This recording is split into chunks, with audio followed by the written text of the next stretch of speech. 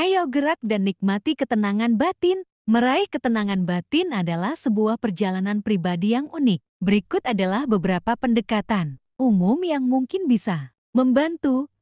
Pertama, bermeditasi secara rutin. Meditasi mendorong pikiran yang jernih dan jiwa yang tenang yang memungkinkan Anda untuk melupakan sejenak urusan duniawi dan fokus pada batin Anda.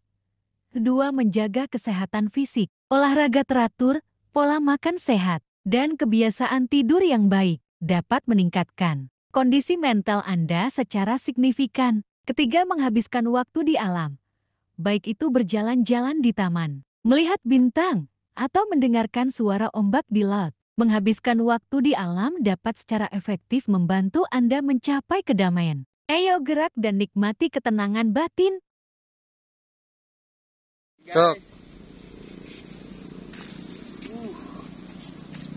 Indahnya, dingin guys. Dingin. Guys, kurang dingin senang guys. Dingin,